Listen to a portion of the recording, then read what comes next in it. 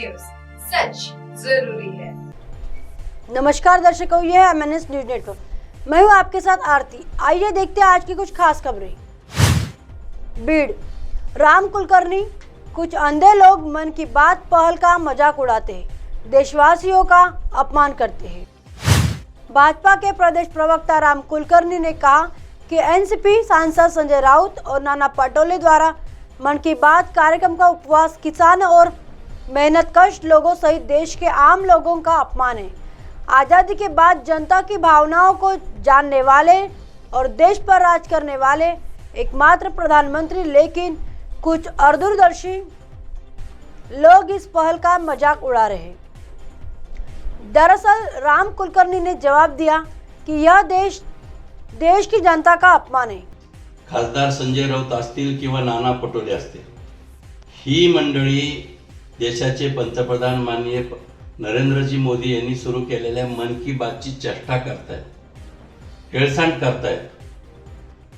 खरं तर असं करणं म्हणजे या देशातील कष्टकरी, कामगार, सुशिक्षित बेरोजगार, महिला, व्यापारी, सामान्य माणसाचा अपमान करतायत। ते अपमान, कारण स्वातंत्र्यानंतर असे एकमेव पंतप्रधान ज्यांनी हा देश सर्वसामान्य जनतेच्या मनातल्या भावना ओळखून चालवलाय।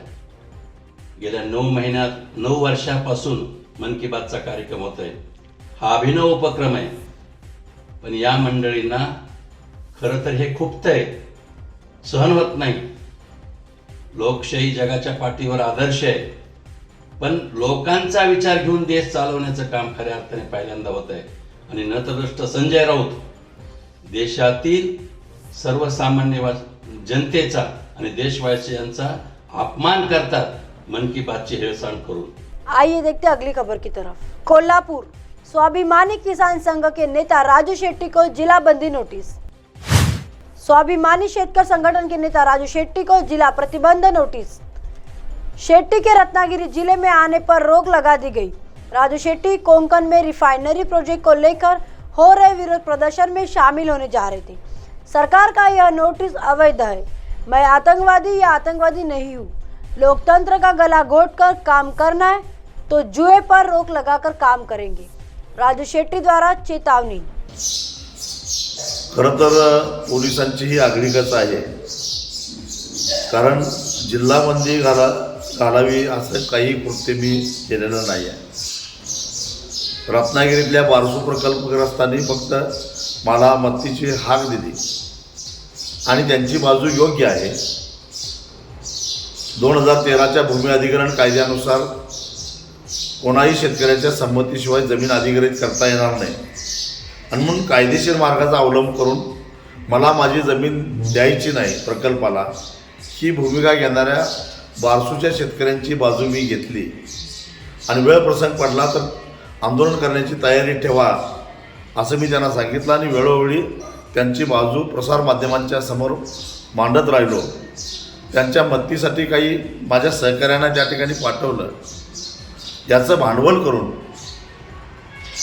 रत्नागिरी पोलिसांनी मला रत्नागिरी जिल्ह्यामध्ये संचार करायला, बैठका घ्यायला बंदी घातलेली आहे 31 मेपर्यंत। एवढंच नाही तर पोलिसांची इथंपर्यंत मजल गेली की सोशल मीडियावर मी या बारसू प्रकल्पाबद्दल काही लिहायचं नाही, काही बोलायचं नाही, काही चित्रफित टाकायचं नाही, फोटो टाकायचं नाही असंही सांगितलं आहे। खरं तर संविधानानं मला दिलेले जे मूलभूत अधिकार आहेत त्या अधिकारावरच गदा आणलेले आहेत। माझ्या अधिकारावर निर्बंध आणलेले आहेत, आणि म्हणून मी गप्प बसणार नाही, कारण मी संविधान उडून प्यालेला माणूस। माझ्या अशा एखाद्या वक्तव्यामुळं दंगली घडल्या, जाळपोळ झाल्या असं आजपर्यंत कधी झालेलं नाही आहे। माझं कुठलं क्रिमिनल रेकॉर्ड नाही आहे, आणि दीर्घकाळ मी महाराष्ट्राच्या विधिमंडळामध्ये संसदेमध्ये काम केलेलं आहे। मी असंसदीय बोललो किंवा अर्वाच्य भाषेमध्ये बोललो अशा प्रकारचा साधीच विधानसभेच्या अध्यक्षाकडून किंवा लोकसभेच्या सभापतीकडून मला कधी समजही मिळालेलं नाही। म्हणजे संविधानाच्या कुठल्याही चौकटीचा मी भाग केलेला नसताना अशा प्रकारचे निर्बंध माझ्यावर लादणं हा सरळ सरळ अन्याय आहे। जणू काही एक कुणाची तरी सुपारी घेऊन काम केल्यासारखं रत्नागिरीचे पोलीस आणि एकूण महाराष्ट्र सरकार करायला लागले. मी आता मुख्यमंत्र्यांना पत्र लिहिणार आहे. काय कारण आहे, का कसली तुम्हाला भीती वाटायला लागलेली आहे म्हणून तुम्ही माझ्यासारख्याला रत्नागिरीला यायला बंदी घालता. मी शेतकऱ्यांचे प्रश्न घेऊन देशभर हिंडतो. आइए देखते हैं अगली खबर की तरफ। अकोला जिले में मूर्तिजापुर में सिबिल के खिलाफ किसानों का धरना। बैंकों द्वारा CIBIL की शर्त लगाने से किसानों को उनका वाजिब फसली कर्ज नहीं मिलेगा। मूर्तिजापुर तालुका के 148 गांव के किसानों ने आज तहसील कार्यालय के खिलाफ मोर्चा निकाला। मंच के आयोजक सम्राट डोंगर दिवे है।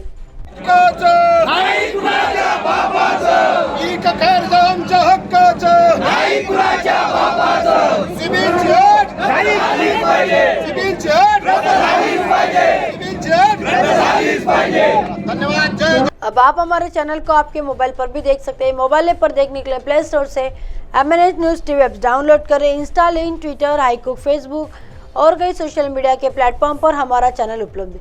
आप इसे यूट्यूब पर भी देख सकते हैं। आप हमारे चैनल को लाइव भी देख सकते हैं www.mnsnewstv.com पर।